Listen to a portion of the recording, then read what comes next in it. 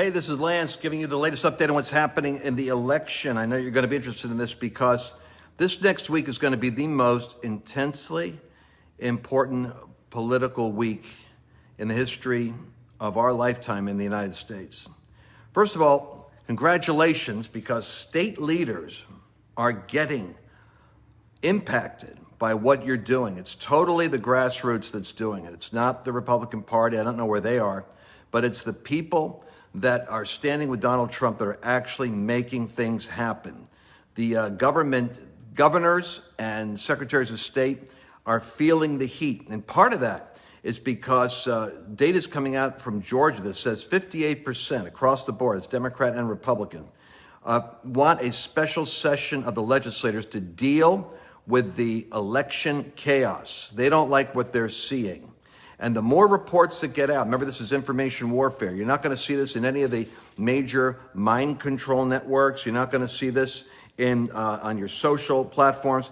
It's simply the grassroots movement right now against the gates of hell, for lack of a better term. But they are feeling the heat because 58% in Georgia wanted that special session. What's happening in Wisconsin is the same thing. When you start getting north of 50% of your people in your state are saying that they want something looked into, politicians, the moment it gets to 51%, they get nervous and they reprioritize because they realize their legitimacy and competency is now coming into question. So in Wisconsin, legislators are now stepping up. On December 11th in room 412 East in the Madison courthouse, the Republican Party is going to be having a public hearing on the 2020 election. They're feeling the heat. They have to have that hearing. They should have had it. Don't you think they should have had it like on November 5th, 6th, 7th, or 8th? Interesting how this works, right? The Michigan pressure, now that's a Democrat-dominated state, but because of 6,000 votes that got switched off of a Dominion machine that went from Trump to Biden, and they caught it. Because of that, there's a judge's rule that all of the machines that were used in Antrim County are now going to be examined. And so the question is this a bug that happened, or is it a feature that's in the program? That's what's going to be found out. So you keep on praying that the things that are hidden in darkness are going to come to the surface, because that footage that took place in Georgia of the luggage after everybody was told to leave, 10:30, they got these fictitious pipes bursting all over the place, and then everybody go home, and then a group stays behind, and they pull out the luggage, which has all of the ballots, and they're processing ballots furiously for the next couple of hours. That footage is what really pushed Georgia over the line. So thank God we got Laura Ingraham, got the governor there, who was just waffling and letting the Secretary of State go ahead with his strange and almost corrupt deal that he set up with Stacey Abrams so that the ballots could be used in Georgia. Obviously, in Georgia, there's a meltdown because they had 900,000 ballots Stacey Abrams already put out for the Senate election, and they're using the same Dominion software. So what's happening is like some 25% of the voters, especially those that are supporting Donald Trump, are furious with the Republicans. The legislatures are not dealing with it. Remember, the legislators are the ones responsible for being able to certify the electors. So you contacting your electors in Arizona, in Nevada, in Michigan, in Wisconsin, in Pennsylvania, in Georgia, is putting the heat on them, contacting the Secretary of State, the governor, and saying, you're not asking for them to change the outcome. You're asking them to conduct a forensic audit of the votes, and only the legal votes should count. So in Georgia, the president's there tonight, and he's down there for that to support the two senators that are running, because the last thing you want to see, the very last thing you want to see, is if Donald Trump doesn't prevail in his struggle to be able to have his legitimate votes counted, and you end up with a Biden-Harris ticket with Schumer and the Congress all lined up with freedom to do everything they want to do for the next 24 months to alter the American landscape, to make legal voters out of illegals, some 15 million, perhaps 20 million. I mean, literally, this is like shocking, and what's really even shocking to me is the fact that we had the House and the Senate for 2 years and we had Donald Trump. Look at what happened with Republicans, and it largely happened because we weren't doing what we're doing now. We're engaging, we're pushing, we're praying, we're owning this thing like a plane that's in distress, and we're trying to keep ourselves as a republic alive. So in Michigan, they got the judges looking at those voting machines right now. That's going to yield fruit. In Wisconsin, they're looking at the voting regulations, and the whole point is to challenge the certification process. And then you have the case going up to the Supreme Court and kicking it back where it needs to go, so that the election fraud is going to be dealt with by the states. Now in Pennsylvania, here's an important update. The truck driver, Jesse Morgan, who had picked up in Bethpage, Long Island, a full truck of what he estimates to be 150,000, 200,000 ballots that were Joe Biden ballots. They sent him to Harrisburg by accident. Then they said, no, you've got to go to Lancaster. Now what happened was they weren't giving any paperwork. They weren't making official what he was doing. And he thought, I don't get it. So why am I not getting any paperwork? No, take it to Lancaster. So he drives out to Lancaster. He goes in to get his overtime. That's the point. And they screw around with him. Don't give him paperwork. Don't sign it. Don't recognize it. There's overtime. That drove him over the edge. Boom. He comes out and says, what are they doing? Next day, he goes back to look for his tractor trailer, and it's gone. So whatever he put in Lancaster got hauled off to where? Who knows where? Maybe Philadelphia, where they processed it. So that has gone into evidence that is now being brought in a lawsuit to stop the certification, along with other anomalies in Pennsylvania.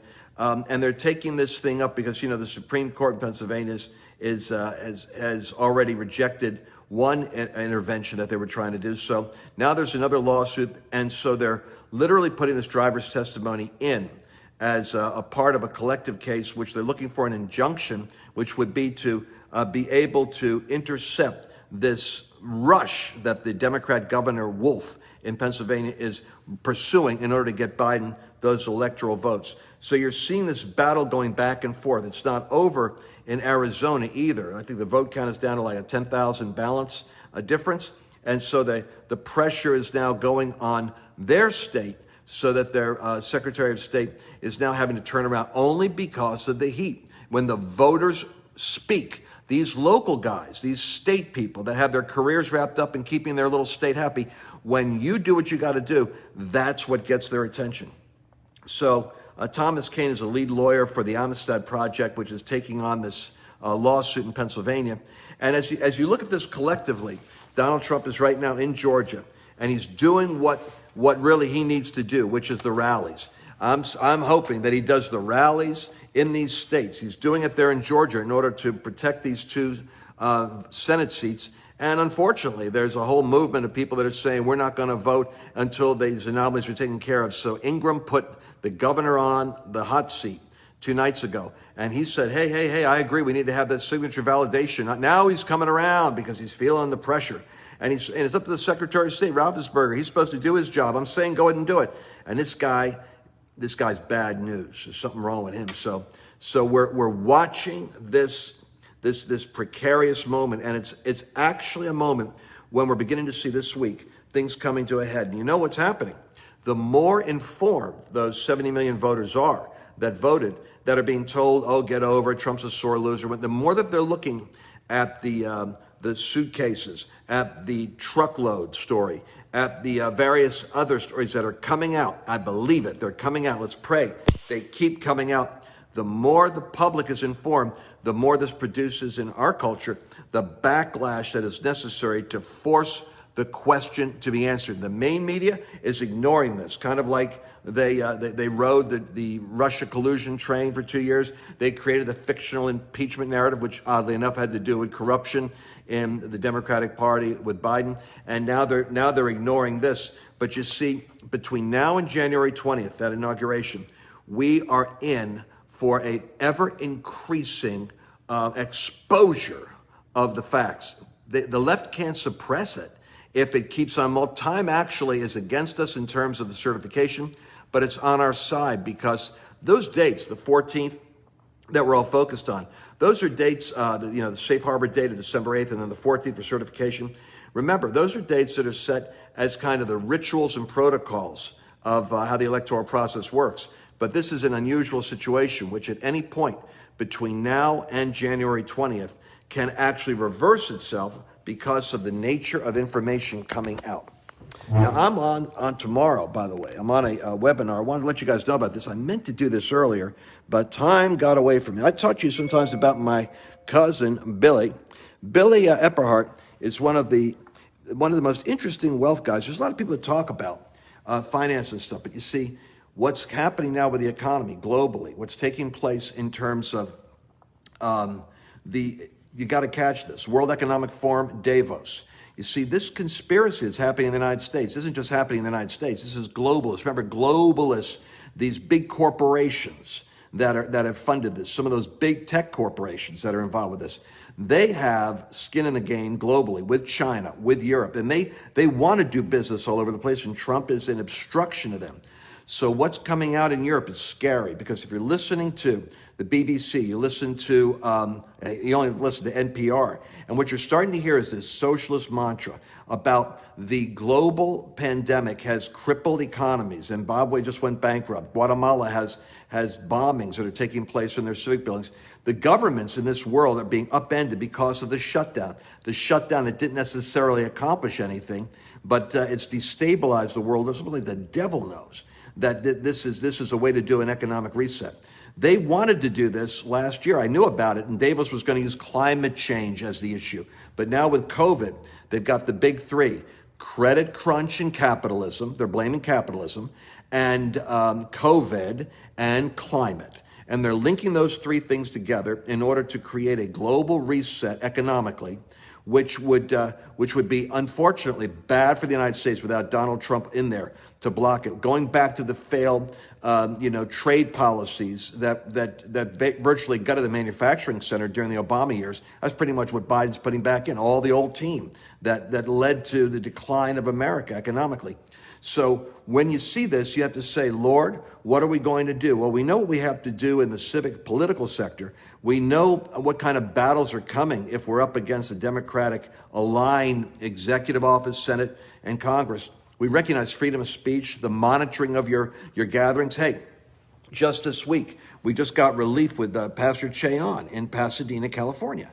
And here's a pastor where his members in his church, a great local church that is in the Embassy Auditorium, the great where they do concerts and stuff in Pasadena. The members of the church were threatened with fines from the city prosecutor and Governor Newsom of $1,000 for every service they attended, and arrest. The senior pastor threatened with going to jail simply for having meetings, and they've had no COVID cases whatsoever, and they have all the protocols in place, and they tell their older people and people that have secondary illnesses not to come. But the fact of the matter is they're targeting churches and opening up bicycle shops and bars and stuff. But you see where this is going. This is the spiritual attack that is only going to get worse. So as we're looking at this, the Supreme Court fortunately intervened with an injunction and stopped the threat so that their case can go to the Ninth Circuit. And it hasn't been all done yet, but the Ninth Circuit knows where the Supreme Court is, and the Supreme Court made it very clear. They're moving on a fast track, religious liberty issues and cases in New York. Cuomo shut down on his efforts with the Catholic Church, and with Newsom shut down attacking the evangelical churches. So this is like where we are right now, but we're seeing some victories. What I'm telling you is keep on praying, but not only pray, but you got to contact those representatives you've got in government, and you've got to let them know that you have a voice and that you're not happy with what's happening in terms of your state. Now back to Billy. So I'm talking to guys about wealth. What do we do in terms of economics? What does the church do? What is the church? What is the Christian's alternative? And I have some very exciting developments for you involving, which is something I've said all along, which is sovereign nations, sheep nations, as you might call them, Christians and free nations that are actually going to be able to trade. So Davos is going to do their weird thing where they're going to try to do an economic reset, but you don't have to necessarily play that game, because there could be other platforms that develop. There could be the Bitcoin, for instance, and trading platforms that are going to develop between Christian businesses, Christian nations. And look, man, we got like 1 billion of us out there, and there are whole nations that have, like the United States, that actually have Christians involved with government. And there's far more of us than they realize out there. We've just never been forced to work together. So Billy is doing something interesting. He's doing an investment, a special investment and wealth management workshop. He's the only guy that I know, actually, and there's Billy, right there's cousin Billy. He's the only guy that I know that actually understands real estate. He made his fortune, his money in real estate, and he made it in businesses and offshore and other country businesses, and he's made it in the stock market. So he's put together, and I told him for years, this is really what he's got to do. He's got to be able to educate us in what strategies he uses personally. And so he's been doing this with this Wealth Builders organization. So here, what I'm going to tell you to do is go to lancewallnau.com/wealth. lancewallnau.com/wealth. I'm going to be speaking about the political situation tomorrow at 12:30. I'm on a panel. But what I got for you guys, because I didn't tell you about this early enough, he's got all the sessions recorded. Obviously, it's all Zoomed. But he's got his expert guys that are working in the various fields from stock, real estate. And here it is. You see where that coupon code area is? I want you to write this down. It's LW Invest, because this is like all these sessions that he's got. Where are those sessions? They're recorded. The ones you've missed, you can go watch. I don't know how you could endure watching 8 hours on finance. I can only handle a couple of hours of finance a day. Then I'm back to Donald Trump and then the Bible. So, but they got all these sessions that are going to be covering every aspect of how to prepare a portfolio, how to bulletproof yourself, how to anticipate what's coming. And God provides. He provides wisdom for you. And so on this area here, what is it? It's like $399, I think, for 3 days of this conference. But you get $50 off. Just put in LW Invest, because I'm speaking and I got a discount for you guys. LW Invest there in the coupon code, and you save yourself $50 on that. But so normally I'm thinking, well, that's a lot of money, $300. Not actually if you're talking about investment, because this is a different kind of knowledge you're drilling down on. So this is going to be, how do you start? If you haven't done it yet, where do you go? And how are you going to handle it's a whole strategy for financial freedom in today's market. I'm going to be talking about the fact that, remember this, no matter what happens with an economy globally, the money's still there. It just changes pockets. The money doesn't go anywhere. It just it rotates around. So when you understand global affairs, you can actually think about a global strategy. But remember this, the Lord has built you and me for this hour in history. I'm always stopping, instead of me like hand wringing and saying, what am I going to do? I remember that part of destiny is that the Lord chooses the nation you're in. He chooses the time that you're born, which means you're at the right age for whatever your assignment is. And he chooses the period of history that you're in, so that we're alive now because this is what we were born for. We were born for this hour of history. So God knows you've got in you the faith and the anointing and the grace for the moment you're in. And now we're rising up. We're rising up at a whole new level, because the prayers that are going forth in this nation right now have never been as intense. We have never had the level of unity that we've got right now. And you know what? I'm so thankful that the Lord didn't just give us a superficial victory, because who knew the extent of the corruption and the weakness that is even within our own, for those of you that are conservatives and evangelicals. Now you're discovering that your legislators and your local government, actually, you're going to have to actually be involved with that also. You're going to have to exercise that verse that says, occupy till I come. Because these folks that are making $25,000 or $30,000 a year as legislators are not necessarily worried about you until you take an interest in them. And then you start to occupy. This is actually a moment when there's a populist awakening happening. Two things are taking place. There's a political, civic uprising in the United States, which is dealing with the corruption and control, censorship and persecution that is in the 7 mountains we've been talking about for years. But now the church is awakening. And as that awakening happens, I want you to think about this. It's not just the 35 or 40 million people that voted for Donald Trump that are Christians, but it's actually 70 to 85 million Christians that are now discovering that America isn't what they thought they were. And this awakening is a rude awakening, but it's leading to a great spiritual awakening. So once again, like your financial strategy, I want you to check out what Billy's doing. I'll put some information there for you. Take heart, because God is with us. God is with you.